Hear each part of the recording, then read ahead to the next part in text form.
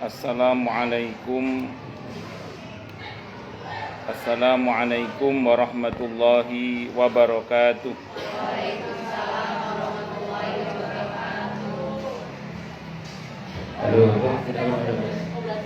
Baru.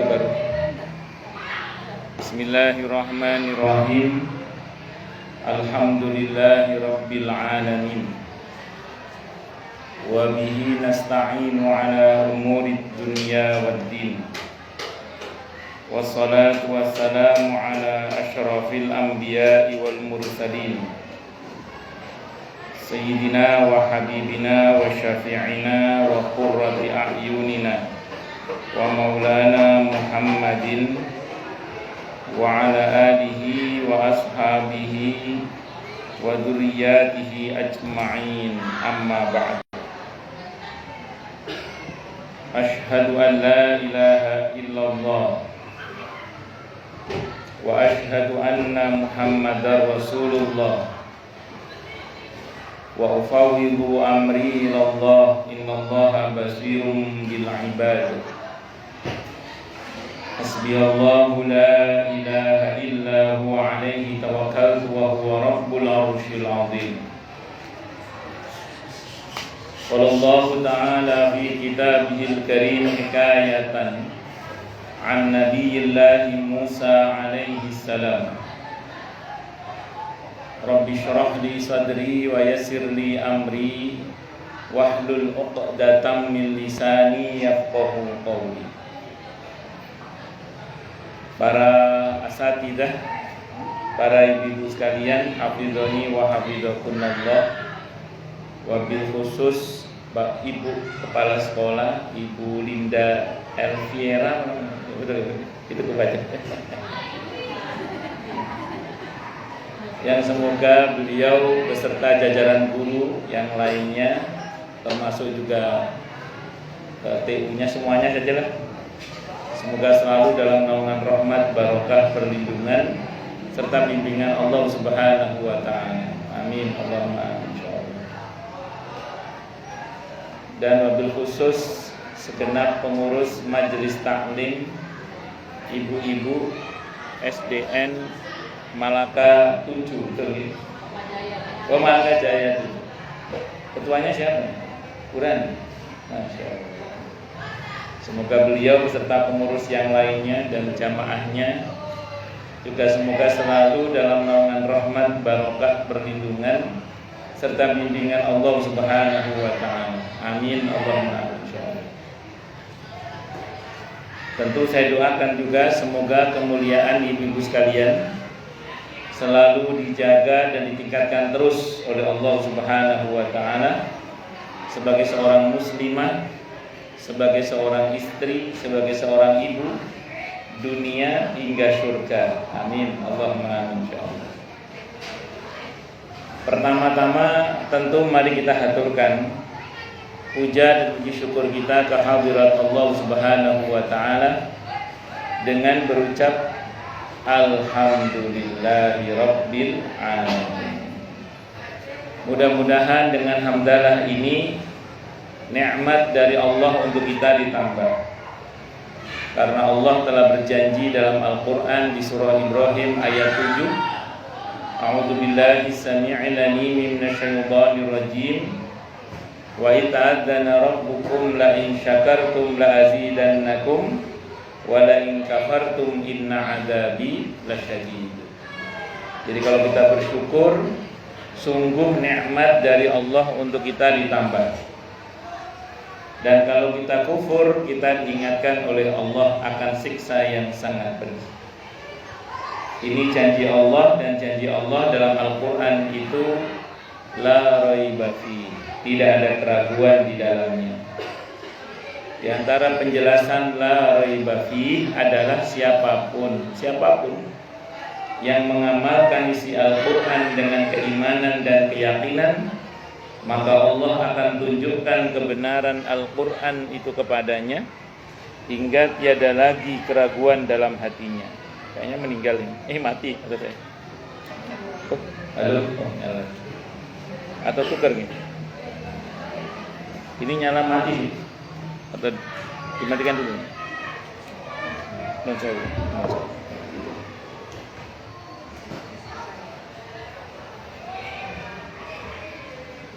Janji Allah dalam Al-Quran itu la raiba fi, tidak ada keraguan di dalamnya. Di antara penjelasan la raiba fi adalah siapapun yang mengamalkan isi Al-Quran dengan keimanan dan keyakinan, maka Allah akan tunjukkan kebenaran Al-Quran itu kepadanya hingga tiada lagi keraguan dalam hatinya. Salawat dan salam semoga tercurah limpahkan untuk junjungan kita Nabi besar Muhammad sallallahu alaihi wasallam. Semoga kita semua diakui sebagai umat beliau. Amin Allahumma amin insyaallah. Saya wasiatkan terutama untuk diri saya sendiri dan ibu-ibu sekalian agar kita semua terus berusaha meningkatkan ketakwaan kita kepada Allah Subhanahu wa taala. Karena dengan takwa itulah kita bisa memperoleh derajat yang sangat tinggi dengan sesungguhnya di sisi Allah Subhanahu wa taala. Hal ini didasarkan kepada firman Allah Subhanahu wa taala dalam Al-Qur'an di surah Al-Hujurat ayat 13. A'udzu billahi samii'il 'aliim minasyaitonir rajiim. Ya ayyuhan nasu inna khalaqnakum min dzakarin wa untha waj'alnakum syu'uban wa qabaila lita'arafu inna akramakum 'indallahi atqakum al-ayat. Wahai manusia, sesungguhnya kami telah menciptakan kalian dari seorang laki-laki dan seorang perempuan, berkembang menjadi bersuku-suku dan berbangsa-bangsa agar kalian saling mengenal. Sesungguhnya yang paling mulia di antara kalian di sisi Allah adalah yang paling bertakwa. Allah juga berjanji akan memberikan bonus bagi siapapun yang sungguh-sungguh bertakwa kepada Allah, berupa solusi atau jalan keluar dari setiap masalah yang dia hadapi, dan Allah juga berjanji akan memberinya rizki dari arah yang dia tidak duga sebelumnya.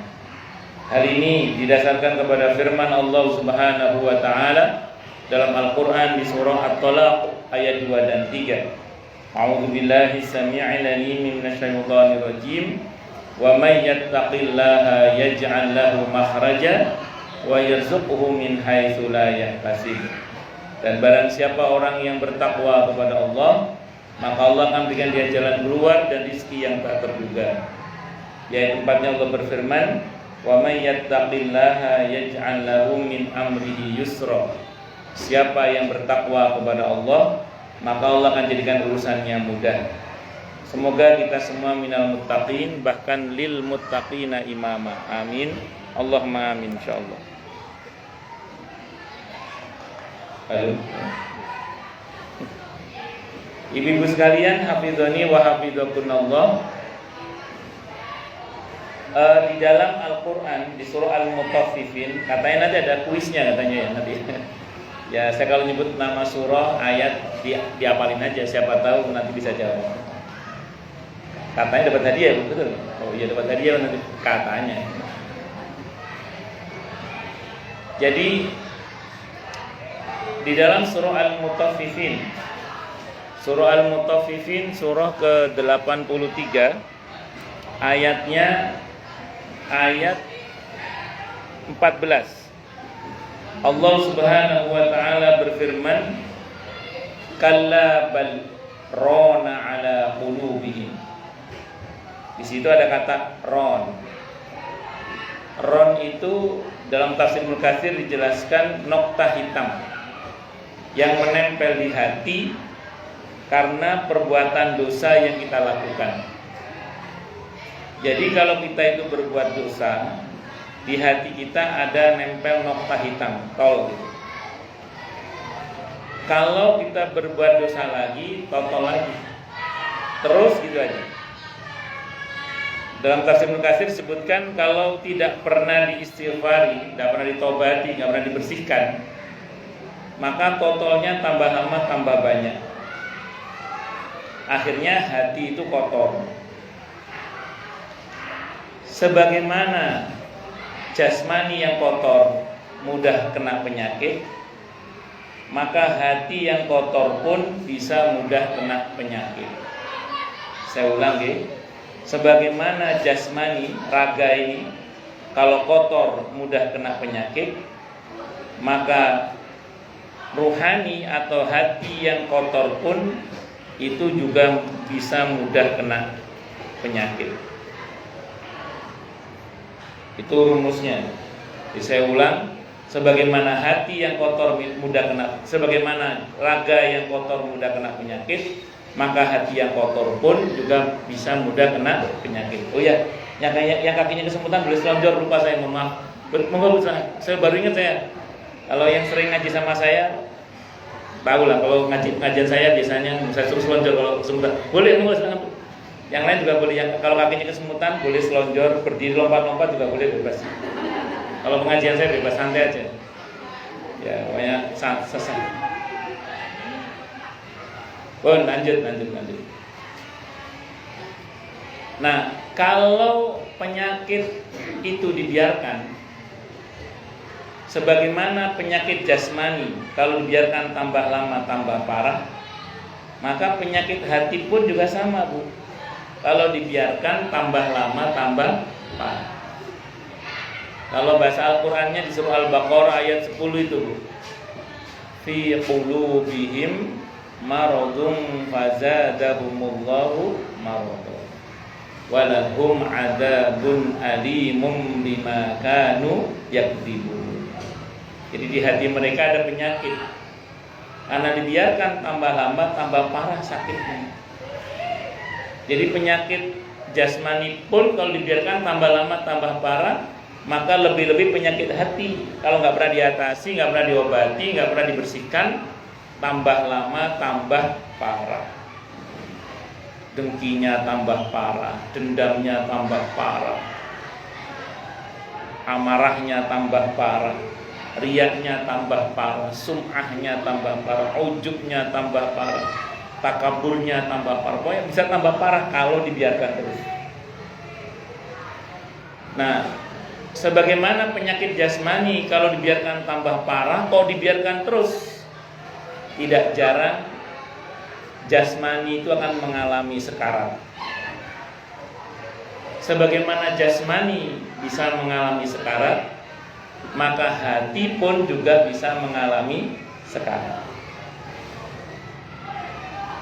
Sekaratnya hati itu ditandai dengan sulit, pakai dal ya, sulit menerima nasihat.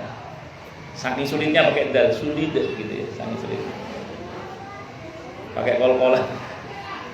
Sulit menerima nasihat itu diantara ciri hati yang sekarat, itu diantaranya itu. Sehingga digambarkan dalam Al-Quran di surah Al-Baqarah ayat 5 itu, ayat 6 itu, innal ladzina kafaru sawaun alaihim a'andartahum am lam tundirhum la yu'minun. Sesungguhnya orang-orang yang kafir atau orang-orang yang ingkar itu sama saja, wahai Nabi, engkau beri peringatan atau tidak, mereka tidak akan beriman, sama saja. Sami mawon. Jadi enggak ngefek nasihat itu. Kalau hati yang sekarat dibiarkan terus, sebagaimana raga yang sekarat dibiarkan, lama-lama mati juga. Maka hati yang dibiarkan sekarat, lama-lama bisa Allah kunci mati. Ayat 6 itu di surah ayat 7 ya, di surah Al-Baqarah itu, khatamallahu ala qulubihim wa ala sam'ihim wa ala absarihim ghishawatu wa lahum adzabun 'adzim. Kalau sudah kunci mati begini ini, kalau dinasihati masuk kuping kanan, masuk kuping kiri, keluar dari mulut, bisa galakan dia itu. Kalau dinasihati masuk kuping kanan, masuk kuping kiri, keluarnya dari mulut, bisa galakan dia itu. Orang kalau udah kunci mati hatinya itu bisa kondisinya begini, seperti yang Allah gambarkan di surah Al-Baqarah 11 12 itu, Bu. Wa idza qila lahum la tufsidu fil ardi qalu innama nahnu muslihun. Ala innahum humul mufsiduna walakin la yash'urun. Dan apabila dikatakan kepada mereka jangan berbuat kerusakan, mereka mengatakan enggak kok, kita berbuat perbaikan. Ketahuilah, kata Allah, mereka itu adalah orang yang berbuat kerusakan tapi tidak merasa. Jadi orang kalau udah dikunci mati hatinya oleh Allah itu, dia berbuat salah, gak ngerasa salah, celakanya merasa benar. Salah, gak ngerasa salah, celakanya merasa benar. Kata Hasan Al-Basri rahimahullah, orang model seperti ini iblis seneng banget tuh. Orang model kayak gini iblis seneng banget. Kenapa seneng? Karena orang seperti ini sulit, pakai dal lagi ya, saking sulitnya, sulit diharapkan tobatnya kepada Allah. Gimana mau tobat? Salah, nggak ngerasa salah, celakanya malah merasa benar. Allahu Akbar. Makanya dia, ya tadi sulit pakai dal itu. Iblis sewenang, kata Hasan Al-Basri rahimahullah. Beda dengan orang gini, Bu, salah, merasa salah, tapi masih belum kunjung bertobat. Itu iblis deg-degan, kata Hasan Al-Basri. Kan ada orang itu berbuat salah, dia tahu dia salah, tapi masih belum kunjung bertobat. Ya mungkin masih merasa asyik dengan kemaksiatannya mungkin. Oh, ini kok nggak nyala itu. Mungkin merasa asyik pakai kof dengan kemaksiatannya masih, tapi dia tahu dia salah. Orang yang seperti ini iblis deg-degan. Deg-degan, kata Hasan. Kenapa deg-degan? Karena dia merasa bersalah. Karena begitu dia bertobat, iblis katot itu gagal total maksudnya. Ya, kalau dia tobat, makanya dia deg-degan itu, kata Hasan Al-Basri rahimahullah. Tapi kalau ada orang yang bersalah, dia merasa bersalah dan segera bertobat kepada Allah, model yang ketiga ini iblis kau benci banget. Bukan benci, kau benci banget. Kau weting bahasa Jawanya.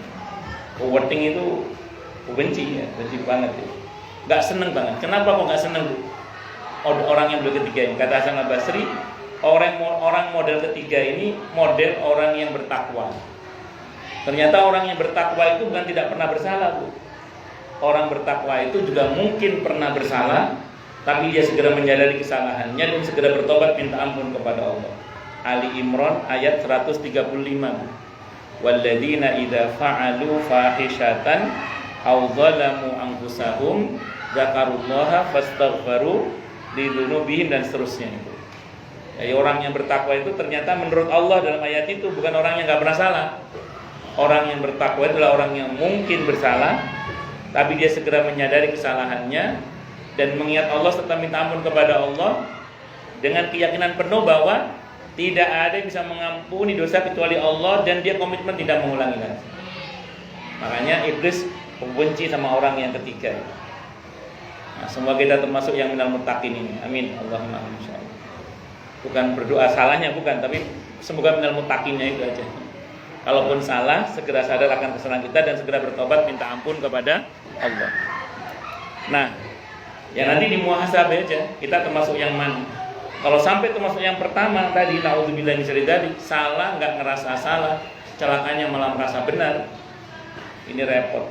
Pernah ketemu orang yang model gini nggak, Bu? Mana orangnya? Ada? Nggak ada ya? Di sini nggak ada tempat lain, di sini nggak ada tempat lain. Ya di sini nggak ada tempat lain, Bu. Walaupun dengar-dengar yang ngajarin orang sini katanya. Bercanda, gitu, bercanda. Tapi balik lagi, insya Allah semua kita baik, insya Allah, amin. Atau seperti yang Allah gambarkan di ayat 13-nya itu, Bu.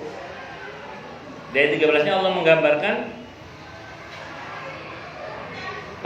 wa idza qila lahum aminu kama amanan nasu qalu anu'minu kama amanas sufaha ala innahum humus sufaha walakin la ya'lamun. Dan apabila dikatakan kepada mereka berimanlah sebagaimana manusia itu beriman, kata mereka apa? Apakah kami akan beriman sebagaimana orang-orang bodoh itu beriman? Kata Allah, ketahuilah mereka itulah yang bodoh, tapi tidak merasa bodoh, gitu loh. Dan nggak tahu kalau itu bodoh. Jadi kalau bahasa sederhana itu bodoh, nggak ngerasa bodoh, celakanya merasa pinter.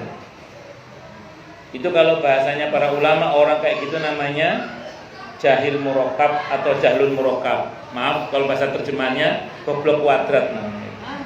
Iya, karena bodoh, nggak ngerasa bodoh, celakanya merasa pinter. Orang kalau udah model kayak gini nih Bu, biasanya nggak bisa kita nasihati, karena kalau nasihati mental biasanya. Mental. Al-Quran punya dua metode paling tidak yang kita pelajari. Ada dua metode. Yang pertama, yang bersangkutan kita doakan. Makanya di Al-Quran itu banyak doa-doa yang memohon kepada Allah petunjuk. Seperti kalau kita sholat, ihdinas siratal mustaqim. Itu kan kami itu kan kalau saya, suami, istri, anak semua saya mintakan. Dengan orang tua kalau masih ada itu kan kita doakan dapat hidayah semua. Atau Rabbana la tuzigh qulubana ba'da idh hadaitana wa hab lana min ladunka rahmah innaka antal, itu pakai kami juga itu. Jadi pertama doa. Jadi kalau ada orang udah kayak gitu modelnya, udah nggak usah nasihati, doakan aja. Itu yang pertama. Yang kedua, Al-Quran menggunakan metode istifham. Istifham itu ditanya Bu. Kalau ada orang udah keras kepala kayak gitu, jadi kepalanya keras Bu, kalau dipukul bunyi itu tang gitu ya. Nah itu model orang kayak gitu nggak usah dinasihati, tapi ditanya aja. Di Al-Quran tuh banyak pertanyaan-pertanyaan Bu, tidak untuk dijawab sebenarnya, tapi untuk direnungkan. Karena ada model orang itu gini Bu, kalau dinasehati mental, tapi kalau ditanya dia mikir Bu. Jadi saya ulang, ada model orang itu kalau dinasehati mental, tapi kalau ditanya dia mikir. Karena di antara cara kerja otak itu adalah kalau ada pertanyaan dia akan berusaha menjawab. Jadi kalau ada pertanyaan dia akan berusaha menjawab. Nah kalau pertanyaannya berbasis akhirat, harapannya dia tidak hanya mikir tapi juga berzikir. Sehingga tanpa dia sadari terjadi tazkiyatun nafas, pembersihan jiwa. Sehingga diharapkan yang bersangkutan nantinya itu sadar, tobat, dan kembali ke jalan yang benar. Contoh. Wah, ada saudara, teman atau anak untuk buat lagi bol-bolan. Wah, Anda ini gak kena, dinasihati gak bisa. Udah kita gini aja. Kamu mau berapa lama begini? Tanya aja gitu. Kelihatannya cuek gak apa-apa. Dia sepertinya cuek gak apa-apa. Tapi sebenarnya Bu, hatinya, pikirannya berusaha menjawab itu. Ada masa di mana orang sendiri Bu. Saat itulah kadang pertanyaan-pertanyaan itu akan mengemuka. Dan dia akan berusaha menjawab. Kalau pertanyaannya berbasis akhirat, harapannya dia tidak hanya berpikir tapi juga berzikir. Sehingga kalau ada zikir, mudah-mudahan terjadi tazkiyatun nafas, pembersihan jiwa. Sehingga dia tobat, sadar, insya, mudah-mudahan. Nah, kita tanya aja, mau berapa lama kamu begini? Mau begini terus? Apa kamu kira kamu tidak akan mati? Apa kamu kira kalau mati tidak ada pertanggungjawabannya? Gak takut masuk neraka kamu? Nah, tanya aja gitu. Berat loh pertanggungjawabannya, gak takut kamu? Enggak. Walaupun kayaknya dia cuek Bu, padahal dia sebenarnya diam-diam berusaha menjawab. Maka saya sering punya saran. Maaf ya kalau di antara ibu-ibu ada diuji oleh Allah punya anak atau suami atau saudara atau teman yang modelnya kepalanya keras itu. Itu tempel aja di rumah itu pertanyaan-pertanyaan yang berbasis akhirat itu. Asal kebaca dia, insya Allah dia akan berusaha menjawab. Walaupun dalam hati. Tanya aja, mau berapa lama kamu begini? Apa kamu kira kamu tidak akan tua? Apa kamu kira kamu tidak akan mati? Apa kamu kira kamu tidak akan diminta pertanggungjawaban? Apa kamu kira nanti setelah mati urusannya ringan? Tidak takut akan pertanggungjawaban akhirat? Enggak takut masuk neraka apa? Tanya aja. Atau terselanjutnya pertanyaan terselanjutnya. Itu harapannya dengan dia berusaha menjawab pertanyaan itu dalam hatinya, dia tidak hanya berpikir tapi juga berzikir. Dengan berzikir itu harapannya terjadi namanya tazkiyatun nafas, pembersihan jiwa. Qad aflaha man tazakka wa dzakara isma rabbih fasalla. Sungguh telah beruntung orang yang berupaya membersihkan jiwanya dan dia memperbanyak zikir dan salat. Itu seperti itu. Bisa dimengerti nggih?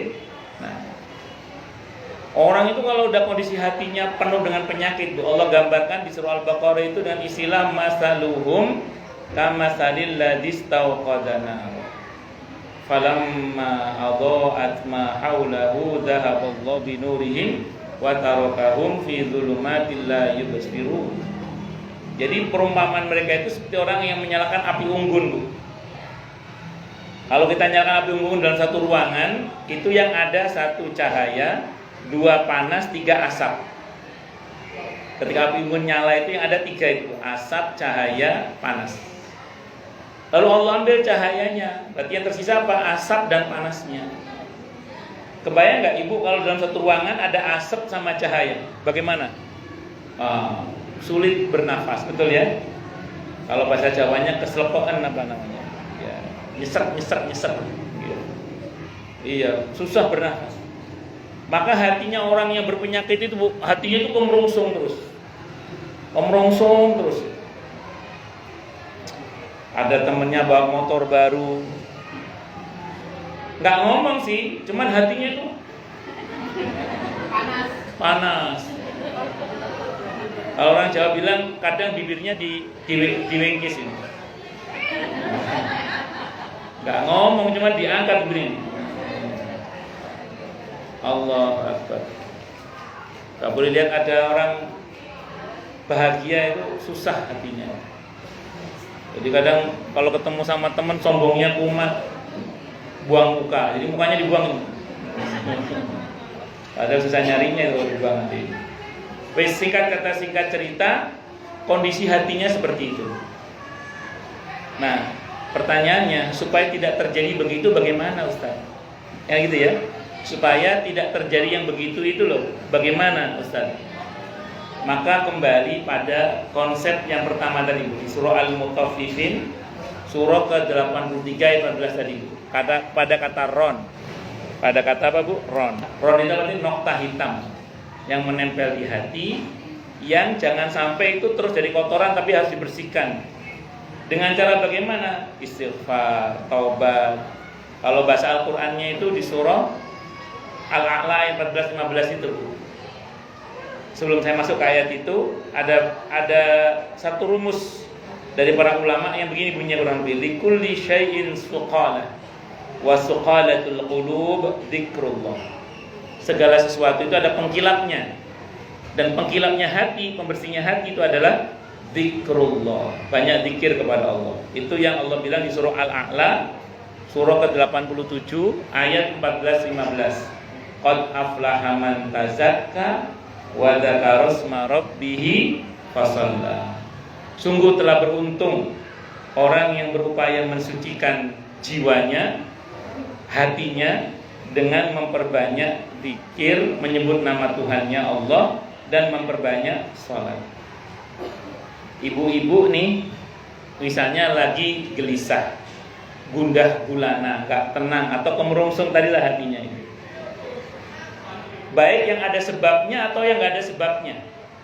Coba ambil wudu, sholat sunnah mutlak 2 rakaat, samping yang fardu ya. Sholat sunnah mutlak 2 rakaat salam, 2 rakaat salam. Dikerjakan dengan sebaik mungkin di waktu yang tidak dilarang tentunya. Kalau sholat sunnah mutlak berulang-ulang aja, salam, sholat. Sebagian ulama kita sampai tanpa terasa 25 salam untuk mengobati hatinya itu. Kenapa? Karena para ulama kita itu memang betul-betul sangat memperhatikan ruhaninya, Bu. Kadang kita itu kalau penyakit jasmani begitu terasa langsung cari obat yang terbaik, cari dokter yang terbaik, langsung cari rumah sakit yang terbaik, begitu ya. Tapi kalau penyakit hati, tenang-tenang saja. Padahal bisa jadi pada sebagian penyakit hati itu mengharuskan kita mengopname hati kita, Bu. Nah, makanya ulama kita itu sampai tadi tanpa disadari itu kadang sholat sunnahnya itu sampai kadang tidak terasa 25 salam. Menikmati sholat sunnah mutlak dalam pengertian untuk tazkiyatun nafas tadi. Atau perbanyak zikir dimulai dengan tobat. Kalau bahasa Ibnu Qayyim Al-Jauziyah rahimahullah, orang kalau hatinya berpenyakit itu pertama lakukan detoksifikasi dulu. Racunnya dikeluarin dulu, racunnya. Caranya bagaimana? Tobat, minta ampun kepada Allah. Tobat, istighfar, minta ampun kepada Allah. Baru setelah itu masukkan nutrisi-nutrisi penguat dan pembersih jiwa dalam bentuk silakan mau baca Al-Quran, mau istighfar, mau sholawat, mau zikir tasbih, tahmid, tahlil, terserah jenengan. La ilaha illallah, terserah. Perbanyak zikir kepada Allah. Termasuk ngaji ini zikir ini. Nah, ngaji ini termasuk zikir karena kita ngaji ini menyebut dan mengingat Allah. Allahu Akbar. Jadi ini bagian dari cara untuk membersihkan hati. Untuk membersihkan apa? Hati. Ini mudah-mudahan dengan pengajian ini musola ini cepat selesai buku pasalan ya. Amin Allah. Jadi inilah yang bisa kita lakukan diantaranya supaya hati kita ini menjadi bersih dan sehat. Itu dengan cara memperbanyak menyebut nama Tuhan kita Allah, zikir, dan memperbanyak sholat dalam. Qad aflaha man tazakka wa dzakara isma rabbih fasalla. Memang beda sih Bu ya, penyakit zahir sama penyakit batin itu beda. Biasanya kalau penyakit zahir itu yang tahu terlebih dahulu itu yang sakit kalau penyakit zahir. Tapi kalau penyakit batin yang tahu terlebih dahulu biasanya orang lain. Kalau penyakit zahir yang sakit itu yang tahu terlebih dahulu. Kalau penyakit batin yang tahu biasanya orang lain terlebih dahulu. Contoh gini, saya tidak tahu apakah Ibu Linda, Ibu kepala sekolah sedang sakit atau tidak, saya tidak tahu. Yang fisik ya. Nanti kalau beliau cerita, ya Ustaz saya lagi meriang, oh Bu Linda sedang sakit. Tadi saya nggak tahu karena beliau cerita misalnya gitu ya, oh beliau sedang kurang sehat. Misalnya. Itu kalau penyakit zahir. Jadi penyakit zahir itu yang tahu terlebih dahulu biasanya cirinya, baru orang lain yang mengetahui. Saya tahunya Bu Rani kurang sehat mungkin karena pegang tongkat itu tadi. sedang kurang sehat gitu. Iya. Syafaqillah amin. Ya, jadi ya saya tahunya setelah beliau pegang tongkat itu. Kalau belum nggak pegang tongkat saya juga nggak tahu beliau sakit atau tidak kan seperti itu. Jadi singkat cerita kalau penyakit zahir itu ya begitu itu. Kalau penyakit zahir itu. Tapi kalau penyakit batin biasanya yang tahu terlebih dahulu itu adalah orang lain. Kamu sekarang kok ngomongnya gitu sih sekarang? Kok tinggi banget kamu sekarang ngomongnya? Jangan tinggi-tinggi loh, nanti ngomongnya nanti kesamplok pesawat mulut kamu. Kamu kok sekarang pelit sih? Kamu kok judes sekarang ngomongnya? Kadang kita baru sadar itu setelah orang lain yang ngomong. Akhirnya kita bercermin tuh. Ya Allah, ya mungkin saya selama ini, ya Allah mungkin saya. Itu kadang begitu. Karena memang penyakit hati itu memang aneh ya. Di antara penyakit hati misalnya pelit. Orang pelit itu benci pada orang pelit. Kan aneh ya. Orang pelit itu benci pada orang pelit. Tapi dia tetap pelit dia. Orang pelit itu senang sama orang dermawan. Tapi nggak mau dia dermawan. Maunya pelit aja. Karena penyakit hati itu gitu modelnya orang. Orang sombong itu benci sama orang sombong. Sombong sama Tuhan. Padahal dia sombong Padahal yang sombong dia padahal.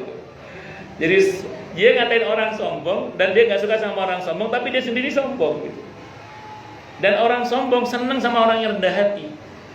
Ada orang rendah hati datang, orang sombong itu seneng, tapi dia nggak mau rendah hati dia. Tetap tinggi aja ngomongnya. Nah, karena memang penyakit hati itu tadi itu beda dengan penyakit fisik.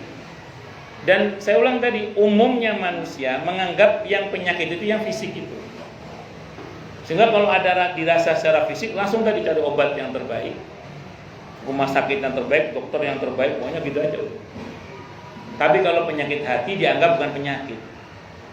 Padahal penyakit hati itu pertaruhannya dunia akhirat. Jadi penyakit kita yang sebenarnya itu yang penyakit hati itu sebenarnya. Nah, di antara penyakit hati itu kata para ulama yang pertama ghadab, itu penyakit hati. Ghadabun. Ghadab itu bukan semata-mata marah ya, tapi amarah. Jadi tidak hanya marah tapi marah-marah gitulah. Dalam Islam itu ada marah yang normal dan itu boleh tidak apa-apa, dan ada marah yang penyakit.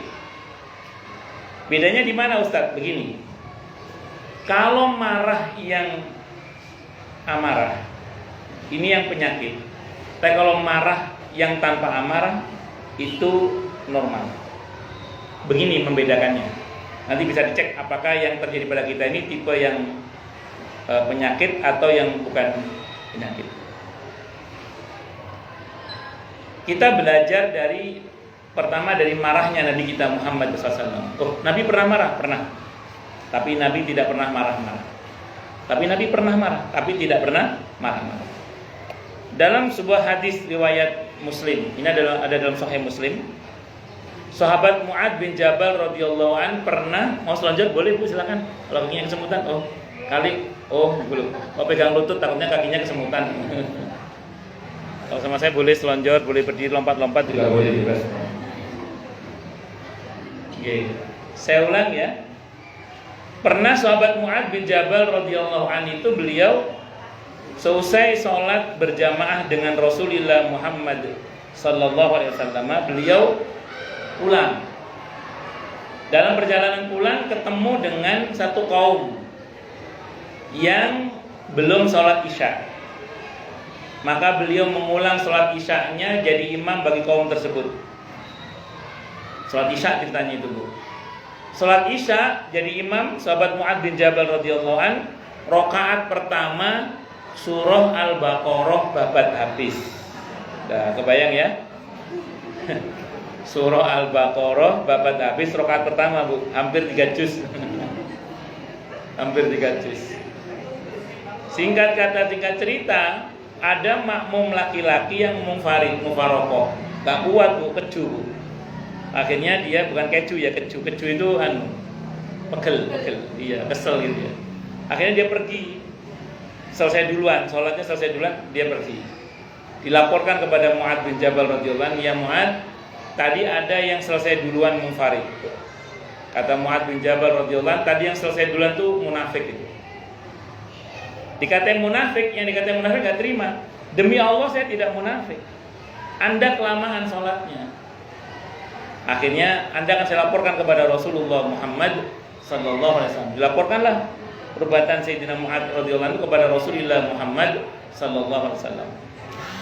Begitu Nabi dapat laporan, Nabi nggak langsung marah. Menunjukkan bahwa Nabi marahnya tanpa amarah. Nabi tabayyun terlebih dahulu, sebagaimana yang diatur dalam surah Al-Hujurat itu. Nabi tabayyun, nggak langsung marah.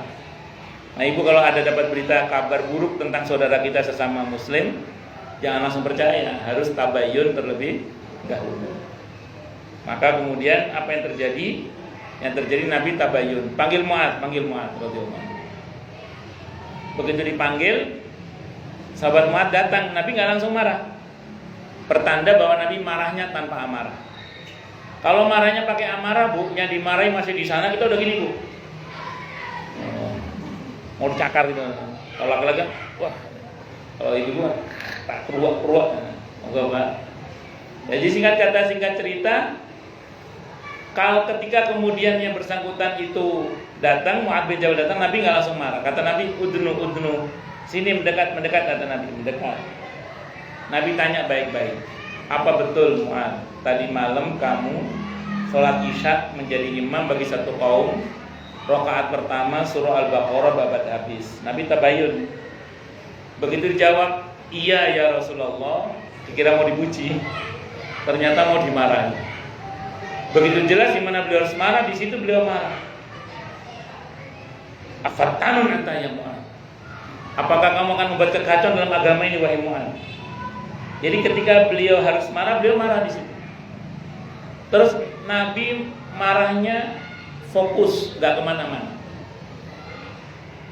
Kemana kamu terhadap surah Sabbihisma Rabbikal A'la? Kok Al-Baqarah itu loh, kok gak mau coba Sabbihisma Rabbikal A'la? Kok Al-Baqarah itu loh? Terus fokus, marahnya fokus.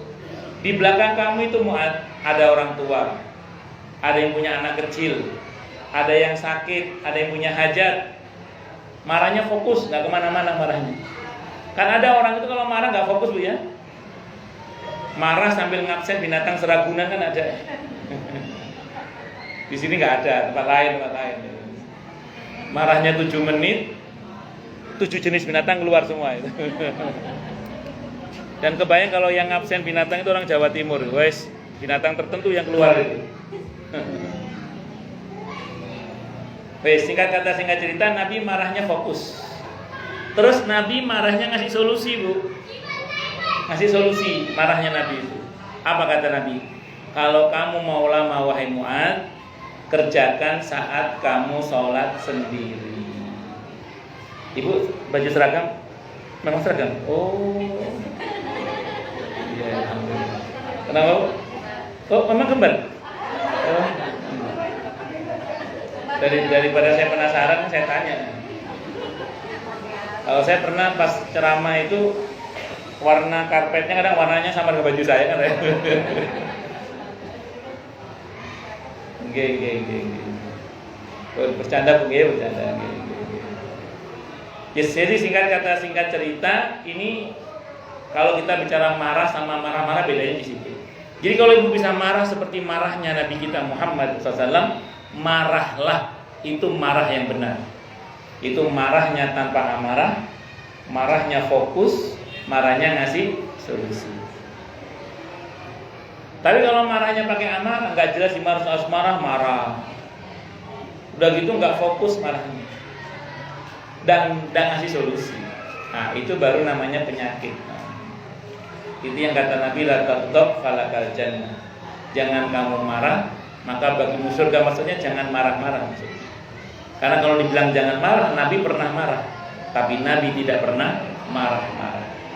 Dan beda antara marah dengan marah-marah.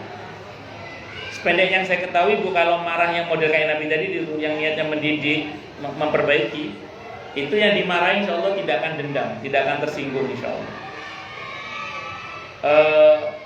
Dalam satu kesempatan ada seorang motivator pendidikan mengatakan tidak boleh marah pada murid. Saya sampaikan sependek yang saya pahami, marah itu bagian dari pendidikan. Marah loh ya, bukan marah-marah loh ya. Marah bukan marah-marah. Marah yang tadi, marah yang mendidik. Marah yang fokus, yang ngasih solusi, yang marahnya tanpa amarah. Karena sependek yang saya pelajari, Nabi pernah marah. Dan pengalaman saya gini, Bu. Saya dulu itu ketika waktu saya nyantri di Nurul Jadid Paiton Probolinggo, saya punya seorang kiai, namanya Kiai Allahyarham Kiai Hasan Abdul Wafi. Beliau ini terkenal sebagai kiai yang streng, galak lah, kiai yang galak. Tapi ibu boleh percaya boleh tidak, banyak santri yang ingin dimarahi. Kenapa? Karena semua santri yang dimarahi itu merasa diperhatikan oleh beliau. Jadi beliau ini orangnya galak, tapi santrinya banyak. Dan banyak santri yang ingin dimarahi oleh beliau gara-gara apa tadi? Beliau itu kalau marah itu terasa kasih sayangnya itu. Saya punya kiai namanya Kiai Haji Ahmad Sadid Johari, Kencong Jember. Pernah dimarahi oleh Allahyarham Kiai Abdul Hamid Pasuruan itu, dimarahi 2 jam sambil berdiri pakai bahasa Arab. Coba ya. Dimarahi sambil berdiri 2 jam pakai bahasa Arab, marahnya. Setelah dimarahi apa kata kiai saya? Saya senang dimarahi sama kiai. Dimarahi lo senang, coba. Kenapa? Karena pada saat dimarahi yang ada adalah merasa sedang disayangi. Itulah contoh marahnya orang yang marah yang bener gitu. Marahnya tanpa amarah, marahnya fokus, marahnya ngasih apa? Solusi. Nah, saya itu ngukur galaknya istri saya ke anak-anak itu saya ngukurnya dari bagaimana sikap anak-anak ke istri saya. Istri saya galak ke anaknya, kalau ke bapaknya enggak. Biasanya kalau istri galak ke bapaknya, di wajah bapaknya tampak berat-berat penderitaannya biasanya. Saya ngomong ini dengan segala risiko karena dipantau oleh Mendagri saya juga. Mendagri, Menteri Dalam Negeri saya kan istri saya. Dan saya ngomong apa deh? Saya itu memantau apakah marahnya istri saya itu masih normal atau tidak, itu saya membaca dari sikap anak saya ke istri saya. Kalau anak saya masih, kalau ada masalah masih ke ibunya, gelendot sama ibunya, dekat sama ibunya, saya melihat masih normal.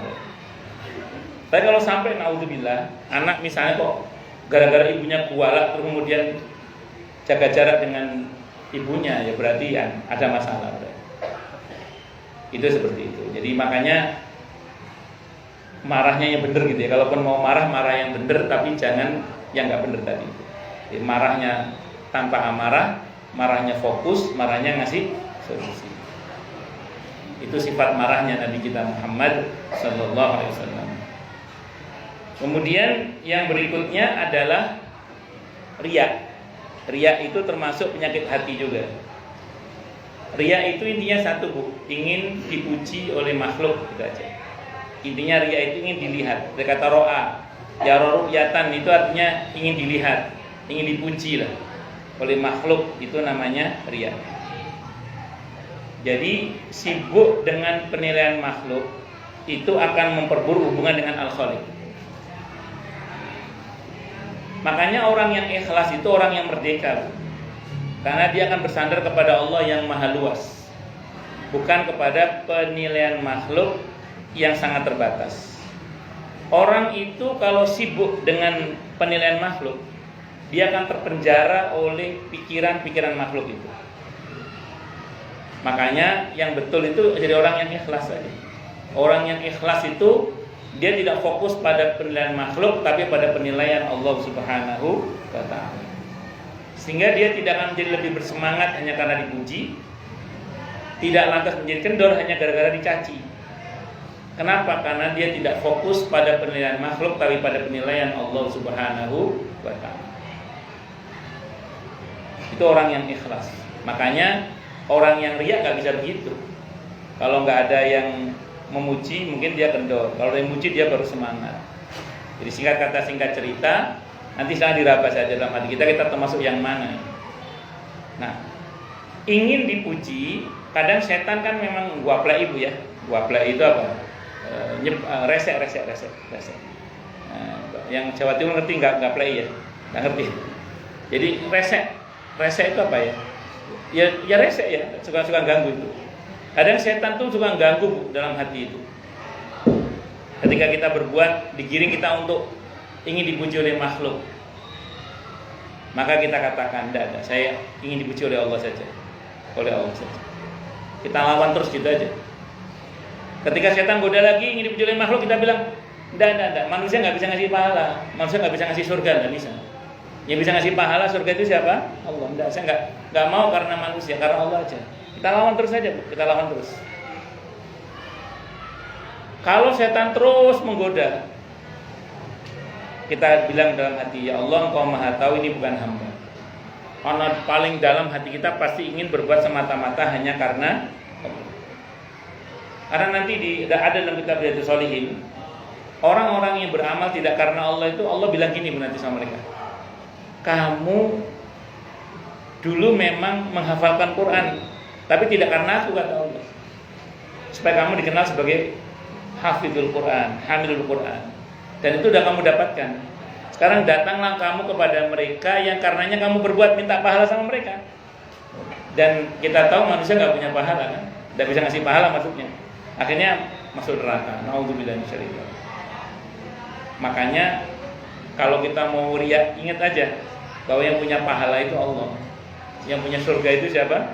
Allah. Maka jangan berharap dipuji oleh makhluk, karena makhluk itu tidak bisa ngapa-ngapa. Loh Ustaz, kita sebagai guru atau kepala sekolah harus kerja bagus supaya dinilai baik oleh atasan. Iya, kerja baik karena Allah. Soal atasan nilai baik itu bonus. Atasan misalnya pengawas nilai nggak baik, ya sudah, itu kita serahkan pada Allah semuanya. Tapi tetap kerja yang baik. Jangan terus mentang-mentang ikhlas terus kerjanya nggak baik, jangan. Tetap harus baik kerjanya. Semua itu kita kerjakan karena Allah. Kita kerjakan karena Allah. Nah, kalau kita semua fokus karena Allah, itulah yang sehat, insya Allah. Jadi kalau ingin berharap kepada makhluk, ya itu tidak sehat. Dan justru orang yang ikhlas itu aslinya kita itu saat tidak ada siapa-siapa kecuali Allah dan kita saja. Kalau ibu-ibu dan saya ingin tahu siapa kita sebenarnya, kembalikan pada ketika tidak ada siapa-siapa kecuali Allah dan kita saja. Itulah aslinya kita. Saya kira ini Bu yang bisa saya sampaikan, karena katanya ada 5 pertanyaan sama ada kuis juga ya. Enggak, 5 pertanyaan dari ibu-ibu sama nanti kuisnya berapa? 3. Baik. Silakan Bu yang mau tanya, protes, marah boleh. Kalau sama saya marah boleh, asal jangan marah-marah.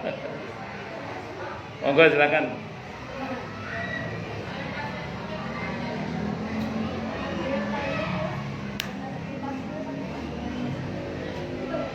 Monggo silakan. Kalau ada yang mau tanya, protes, marah boleh.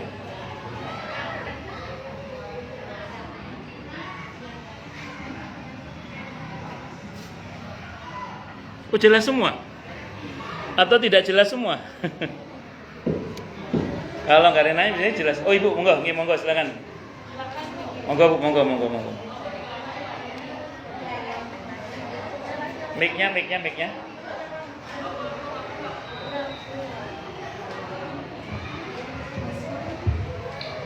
Assalamualaikum warahmatullahi wabarakatuh. Waalaikumsalam warahmatullahi wabarakatuh. Saya wali murid dari kelas 4A, Pak Ustaz. Ya Bu. Saya ingin menanyakan diri saya sendiri. Saya kalau sholat tahajud, walaupun nggak tiap malam, itu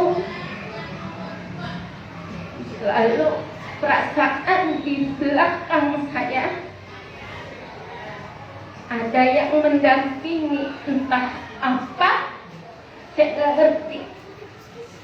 Pertanyaan saya itu apa ya Pak Ustaz?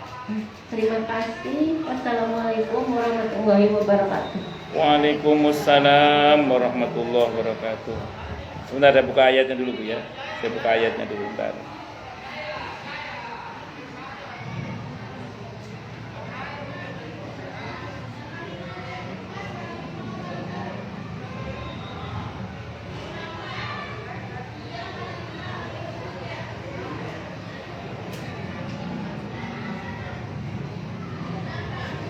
Di ayat 19 surah Al-Jin. Surah Al-Jin itu surah ke-72. Ayatnya ayat 19. Allah berfirman, "Wa annahu lamma qama Abdullah yad'uhu kadu yakununa alaihi libada." Dan sesungguhnya ketika hamba Allah Muhammad, Nabi Muhammad SAW berdiri menyembahnya untuk ini kitanya sholat malam, Nabi sholat malam, melaksanakan sholat malam maksudnya, mereka jin-jin itu berdesakan mengerumuninya di belakang Nabi untuk menjadi makmum beliau. Jadi kalau kita suatu saat sholat malam, kita baca Fatihah, tiba-tiba di belakang ada yang bilang amin, tidak usah lari, ya saja. Ada ayatnya soalnya. Enggak, nanti aja ada ayatnya, nggak usah khawatir, biarin aja dia yang ikut, tidak apa-apa. Enggak, itu kalau dia bilang amin. Loh, emang ada Ustaz? Terjadi pada teman saya, satu pesantren dulu. Dia sholat malam di musola, karena kalau pesantren kan kalau kamar penuh anak tidur kan. Jadi anak santri itu sholatnya di masjid atau di musola, lampu dimatikan, dia sholat itu tahajud di tengah-tengah tahajud itu tiba-tiba pas balad dolin, tahu-tahu belakang teriak amin, karena dia udah ngaji terus aja dia sholat. Nah, jadi ibu pertama baik sangka aja sih, mungkin tuh ada bangsa lain yang pengen sholat bersama dengan ibu, dia pengen jamaah sama ibu, udah biarin aja, nggak ganggu kan? Nggak ganggu kan? Enggak mau, enggak ibu. Ya ibu nggak usah takut. Kalau ibu takut dia tambah jadi. Makanya kata sahabat Ibnu Abbas radhiyallahu anhuma, kalau kamu melihat setan dari bangsa jin, kata beliau maju, jangan mundur, maju, kata beliau. Jadi ibu jangan, tapi maju jangan kosongan juga. Majunya harus full zikir, full sholawat, full ayat kursi apalah gitu. Nah, jadi ibu selama gini bu, jadi kita ini tinggal di tempat yang namanya bumi Ardun ini, bumi. Dimensi terdekat dengan kita itu bangsa jin. Nah, ada jin itu jin alami. Jin alami itu kan banyak orang yang kegeeran, dia nempatin rumah saya. Padahal enggak, kita nempatin rumah dia. Karena apa? Dia udah ratusan tahun di situ. Kita baru puluhan tahun di situ. Selama dia tidak ganggu, biarin aja. Jadi kalau ibu sholat, dia pengen ikut sholat, biarin aja. Selama dia tidak ganggu. Kecuali pas dia ibu sholat, pas ibu salam dia, gitulah itu baru. Misalnya, nah kan ganggu itu kan. Jadi selama nggak ganggu, biarin aja bu. Saya ulang ya, itu namanya jin alami namanya. Jin alami. Jadi jin alami itu selama tidak ganggu. Tapi kalau ganggu setan namanya. Kalau ganggu setan namanya. Kalau setan dilawan bu. Kalau setan, setan kok serahkan pada penciptanya. Siapa? Allah, berlindung kepada Allah. Jadi gitu Bu ya. Oke. Jadi gak usah khawatir Bu, tenang aja. Selama tidak mengganggu. Pertanyaan kedua, saat ini adzan subuh jam 4:05 atau jam 4:07 ya kalau di jam saya. Jam berapa batas maksimal sholat tahajud? Bagus. Asal belum subuh berarti masih bisa sholat tahajud. Bahkan dalam satu riwayat disebutkan, saya baca dalam fikih sunnah ya, saya baca itu, ketika kalian sedang sholat malam, di tengah-tengah sholat tiba-tiba terdengar azan subuh, teruskan aja kata Nabi, tidak apa-apa, nggak usah dibatalkan, teruskan aja.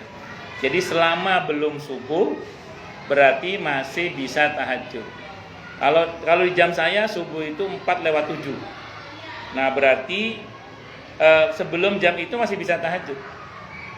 Gitu ya Bu ya. Itu jadi Ibu silakan tetap tahajud asal belum subuh.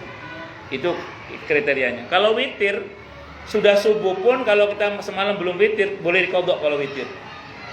Kalau tahajud Nabi biasanya mengganti dengan duha. Biasanya Nabi duhanya itu 4:6:8.